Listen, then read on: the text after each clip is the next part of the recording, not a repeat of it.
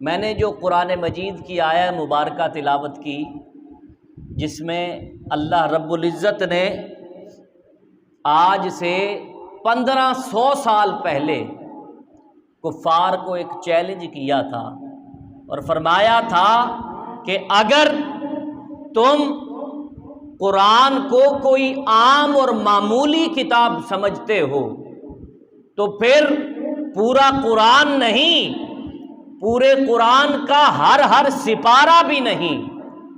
اللہ رب العزت نے فرمایا فَأْتُوا بِسُورَةٍ مِّن مِّثْلِهِ کہ اس قرآن کی مثل ایک سورت ہی لا کر دکھا دو۔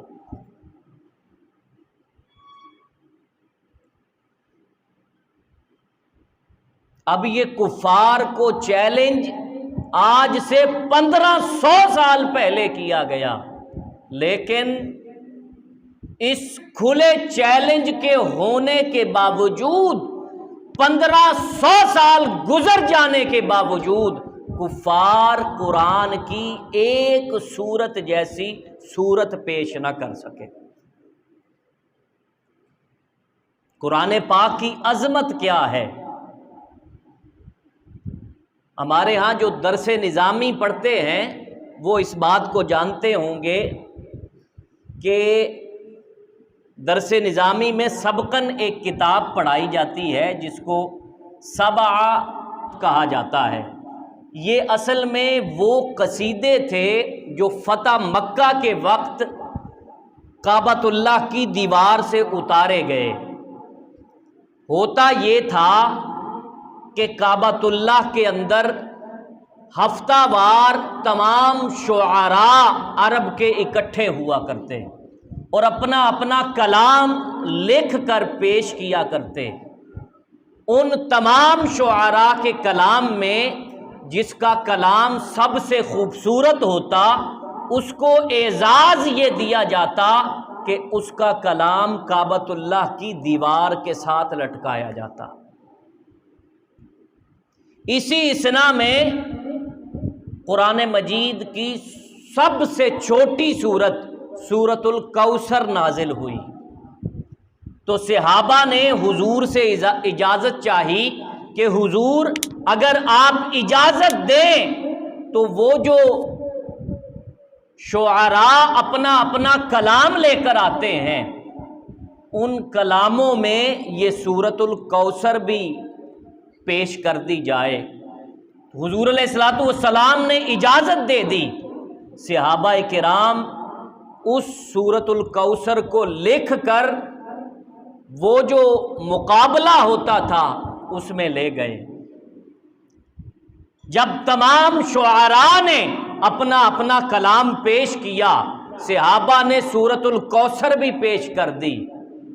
جب جج فیصلہ کرنے کے لیے بیٹھے کہ آج کا جو سب سے اچھا کلام ہے اس کا ایوارڈ کس کو جاتا ہے، تمام قصیدے دیکھے گئے، تمام شعر دیکھے گئے، لیکن جب سورۃ الکوثر پر ان شعراء کی اور ان ججوں کی نظر پڑی تو وہ اپنی انگلیاں منہ میں لے کر بیٹھ گئے کہ اتنا فصیح کلام، اتنا خوبصورت کلام۔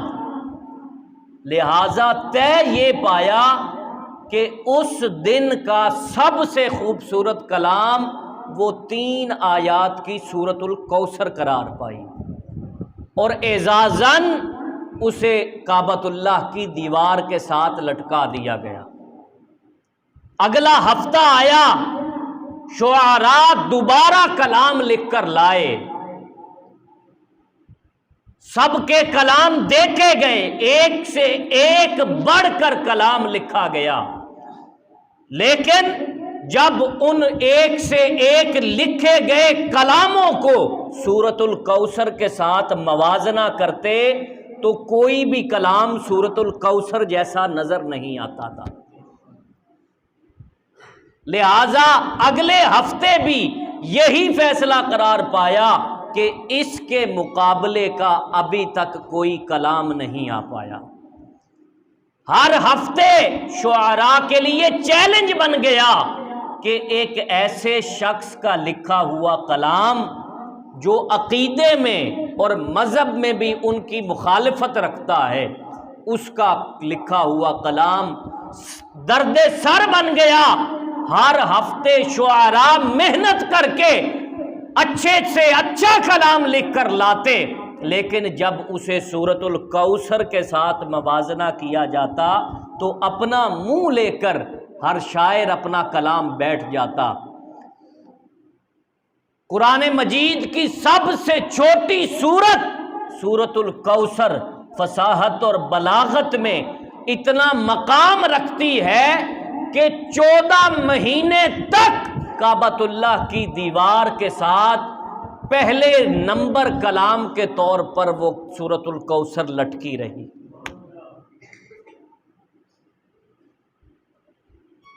کچھ دیر گزری تو دور سے ایک شاعر مکہ تجارت کی غرض سے آیا، اور اس نے جب کعبۃ اللہ کی دیوار پر لٹکے ہوئے وہ قصیدے دیکھے تو اس کی حیرت کی انتہا نہ رہی، وہ بڑا محظوظ ہوا۔ لیکن جب سورۃ الکوثر پر پہنچا تو اس کی حیرت کی انتہا نہ رہی کہ اتنا خوبصورت کلام۔ اب سورۃ الکوثر لکھی ہوئی تھی، وہ سورۃ الکوثر پڑھنے لگا، اور پڑھتے پڑھتے انا اعطیناک الکوثر فصل لربک وانحر ان شانئک هو الابتر، وہ بار بار پڑھتا تھا، اس کو بار بار پڑھتا تھا۔ پھر اس نے کہا کہ قلم مجھے دی جائے، اس کے لیے قلم لائی گئی۔ اس نے انا شانئک هو الابتر، اس سے آگے لکھا ما ھذا کلام البشر، اس نے کہا کہ یہ کسی بشر کا کلام ہی نہیں ہے، اگر یہ کسی بشر کا کلام ہوتا تو اس کے مقابلے میں کچھ لکھا جا سکتا تھا، لیکن یہ کسی بشر کا کلام ہی نہیں۔ چند ماہ گزرے، پھر ایک شاعر آیا، اس نے آ کر ان قصیدوں کو دیکھا، لیکن جب سورۃ الکوثر پر پہنچا تو پھر حیرت کی انتہا نہ رہی۔ وہ سورۃ الکوثر کو بار بار پڑھتا تھا، لیکن وہ جو چوتھی آیت لکھی ہوئی تھی اس پر آ کر اٹک جاتا۔ اس نے کہا کہ مجھے بھی قلم دی جائے، اس نے قلم منگوائی، اور وہ جو چوتھی آیت اس شاعر نے لکھی تھی اس کے نیچے حاشیہ کھینچ کر لکھا کہ ما ھذا کلام البشر۔ اس نے کہا وہ 3 آیتیں تو واقعہ ہی کسی بشر کی نہیں لگتی، لیکن یہ چوتھی آیت کسی بشر کی ہی لکھی ہوئی۔ قرآن مجید کی عظمت، قرآن مجید کی رفعت، قرآن مجید کی بلندی، اس کا اندازہ اس بات سے لگایا جا سکتا ہے کہ 1500 سال گزر جانے کے باوجود قرآن مجید کا یہ جو چیلنج تھا، اس کا جواب دینا ممکن نہ ہو سکا۔